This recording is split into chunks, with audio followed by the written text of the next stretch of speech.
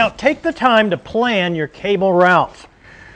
Well, Grayson, in a single-story house, the usual strategy is to go up into the attic, fan out through the rafters, and then come down through the walls to the outlets, right? Right. Either that or, of course, go down in the crawl space, across and up. Either way. And this house isn't going to be any different. I think what we're going to do, Rich, is go right up into the rafter space here from our panels. We got a few cables back into the garage. We're going to go kind of east and west right here for the 2 bedrooms. Okay. But it looks like the majority of our cables are going to go right down this hallway because most of the space is on this side of the house.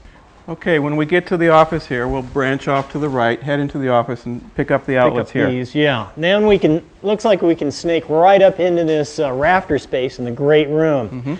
We've got a bunch of cables that are just going to keep going straight over there to the breakfast area and then over into the kitchen. Okay, well then we'll take a branch to the left. We'll pick one of these joist bays, put up some J-hooks to make the pole real clean. Yeah, when we here. get to the entertainment center, we're going to do a split and we'll come down on either side of the fireplace. That sounds good. And then it looks like from that path we can get above that glue lamb into the master suite. So we'll take keep going straight with a group of cables till we hit that far wall, branch down in that those 2 rooms, and then we can pick up our far 2 master bath. Okay, sounds good. Well, let's drill some holes, Grayson. Let's get drills. I love it. Now I'm going to start by making several large holes above our panels to get all the cables down and through the knockouts. To do that, I'm going to use this 1.5-inch self-feeding bit. Now this baby makes quick work of large holes and is a real time saver.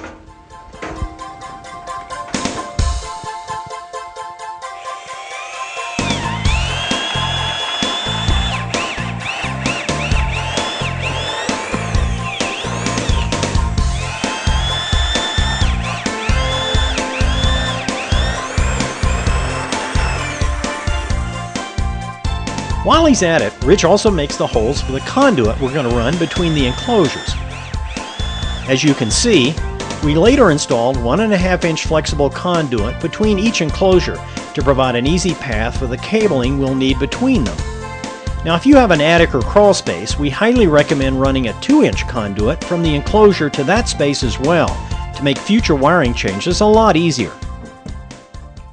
About this time, the crew for Arizona Sound and Light, the primary low-voltage contractor for the job, arrived at the site to give us a hand. Steve, glad you can make it to the job here. Hi, I'm Rich. How you doing, Rich? I'm Eric. Well, we got all the hard work done. Come on, we'll show you the rest of the job. Now, we've gone ahead and installed the panels. This is going to be mostly voice and data. This is RF, all the coax is going to go in here, and this is going to be security, and the termination for that A-bus stuff is going to go in this panel. And then we labeled them DC1, DC2, DC3. So this is your cable schedule. All right. Okay. All right, and everything is laid out by wire ID number. You've got your destinations and origins, and then we've got the outlet boxes right here. And then this will have labels on the other end, right? Absolutely. The labels from the box matches the other end, and they go right on down the line. Okay. So you guys can just fan out to the 2 rooms. We've got a few cables in the garage, but mostly it's all down the hallway there. Okay. We've got one trunk already run heading Yeah. toward the master bedroom. All right. It follows these J-hooks. Let's take a look at this and see if we can get started. Yeah. If you look up here, we got one there. We got one here. Then we come over this way. I like to make all the holes for the cable first, then pull the cables. I'm going to start with the drilling for the outlets here in the kitchen area up into the rafter space.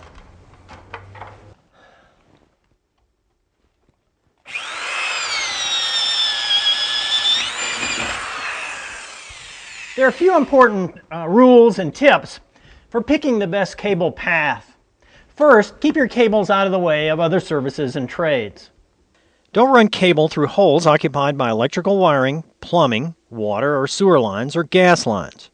Movement or vibration of pipes can damage your cable. Do not run your cable next to electrical wiring. Try to keep at least 6 or more inches away to avoid noise pickup.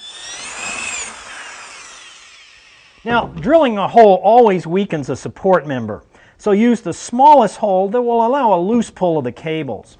This 1-inch hole made with an auger bit is fine for 2 Cat 5 and 2 RG6s. While you can use paddle bits for holes up to 1 inch, they're painfully slow and take a lot of work to push the bit. Self-feeding auger bits are the best choice for hole sizes from 1/2 inch up to 1 1/4 inch. When you've got to spend a lot of time making holes, they do most of the work for you.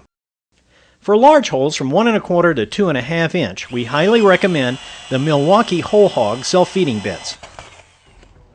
While I'm working in the kitchen, Rich starts on the cable run to the NID. Remember, holes in studs can't be closer than 1 1/4 inch to the edge of the stud without using a guard plate. This limits you to a centered 1-inch hole. For a standard 2x4, the code limit is a 1 3/8 inch hole for load-bearing studs and 2-inch for non-load-bearing studs. If the hole is closer than 1 1/4 inches, a 1/16 inch steel plate prevents sheetrock screws or nails from damaging your cable.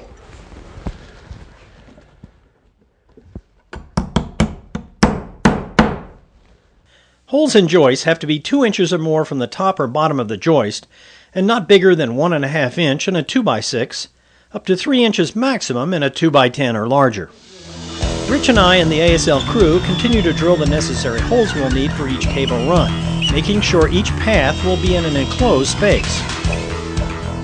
Since we'll also be doing the security system install, Eric works his way around the house, making all the necessary door and window sensor holes. If you're doing your installation in a steel-framed house, the metal framing members will already have cutouts for the cables. But you must protect the cable from damage by sharp metal edges with a bushing or grommet fastened in place prior to installing the cable. These come in many shapes and sizes and can be obtained from electrical supply stores.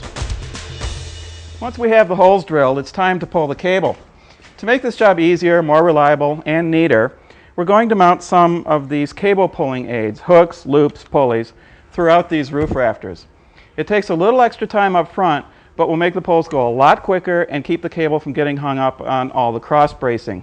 Since nearly all cable runs from the distribution panels will be pulled down this rafter space over the central hallway and branch either to the side bedrooms or go into the rafter space over the great room, we're going to mount a series of 4-inch J-hooks every 4 feet or so. These hooks have pulleys to make long cable pulls much easier. As each cable bundle is pulled, the bundle can be dropped down into the J-hook out of the way of the next pull. Additional 4-inch hooks are installed in the great room rafter space to handle the cables to the master suite area. We also install a series of double hooks across the great room rafter space for cables to the kitchen